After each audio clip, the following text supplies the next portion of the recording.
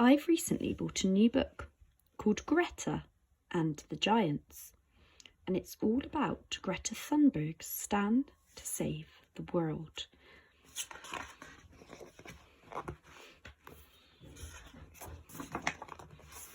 There was once a girl who lived at the heart of a beautiful forest.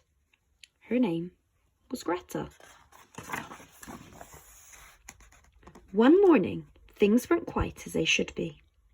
Greta stepped out into her garden, and there, huddled together in the shadows of the trees, were all the animals of the forest.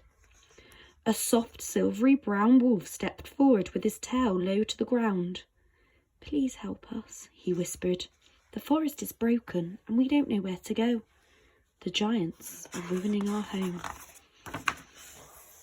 The giants had always been there, for as long as Greta could remember. But now they were worse than ever.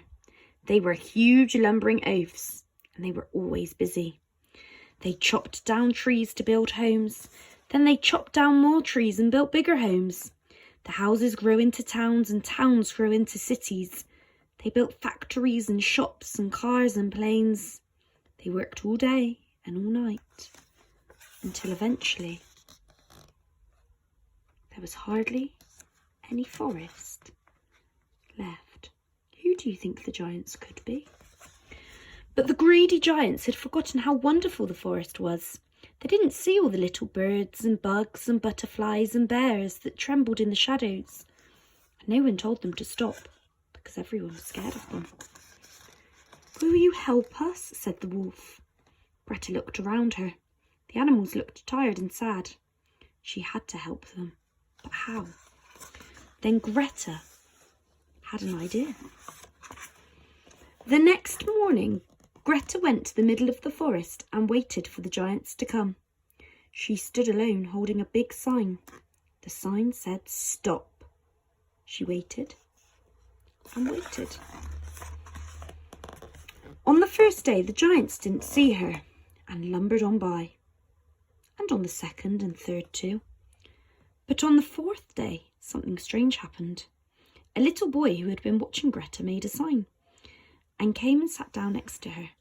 He didn't say much, but Greta knew he felt like she did. Because look, her sign says stop. His sign says listen.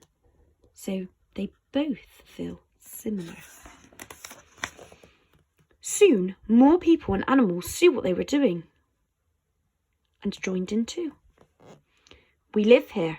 I love Earth. Save our forest. Our home is on fire. We love our trees. Help! Who will help? Action now. We need help." Before long, a huge crowd filled the forest, stretching out to the city and the roads beyond. They stood together and waited. The crowd was so huge that the giants were stopped in their tracks. "Please stop," Greta cried. "Your greedy behaviour is spoiling our home. You've broken the trees and trampled the flowers, and now the bees and birds have flown away. These animals are homeless, and our forest is dying." But then everyone in the crowd began to shout, "The smoke from your fires is choking the air. You can help plant some new ones, and please stop cutting down the trees and mend my home. We need to take care of the forest and live together. Will you please try?"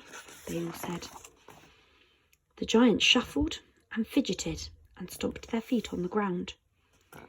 They were embarrassed and a little bit sad. You see, the giants were so busy building, they didn't see what they were doing to the forest or the animals who lived there. The giants felt terrible. "We're sorry," they said, and they promised to try harder.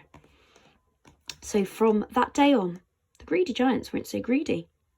They slowed down and learned to sit quietly. They stopped working all the time and instead took up new hobbies. They stopped chopping down trees and learned all about gardening and living in the forest. They cooked, repaired, tidied and shared. And before long, the forest became more beautiful than they could ever have imagined. So it now says at the back, this story is inspired by a real girl called Greta Thunberg. When Greta was not much older than you, she found out about something called climate change. This means the world is getting hotter and hotter, and this is causing a lot of damage. Scientists all agree that this rising temperature is down to human activity.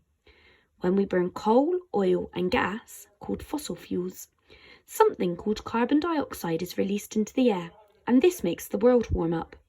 The polar ice is melting and sea levels are rising.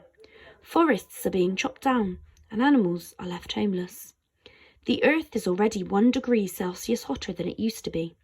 This has resulted in worse wildfires, storms and floods, and more than 1 million people living near the coast have been forced to leave their homes. If we carry on as we are, things will only get worse. Climate change is the biggest crisis humans have ever faced. Greta knew all of this, and she couldn't understand why no one was doing anything about it. So when she was 15, she went on strike from school, sitting outside the Swedish government building and holding a sign that said "Strike for Climate." Over time, people stopped to join her, and now her protest has encouraged children and adults from all over the world to stand up for climate change too. Greta has spoken to politicians from many different countries, and in 2019, she was nominated for the Nobel Peace Prize. Okay, so the story that you just read has a happy ending, but in the real world, Greta is still fighting the giants. They might not be as easy to see as they are in this book, but they are there. And some of the giants don't want to change their ways. That's why Greta needs your help. You might think that you are too little, but Greta says no one is too small to make a difference. Here are some things you can do to help Greta. Learn everything you can about climate change. Tell your friends and family all about what you have learned. Ask your parents or guardians to take you on a climate protest so you can stand up to the giants. Ask your teacher if your class can write to or visit your MP and members of the government to ask them to stop climate change. Walk, run, cycle, or take the bus or train instead of getting in the car or taking a plane. This means less fossil fuel is burnt.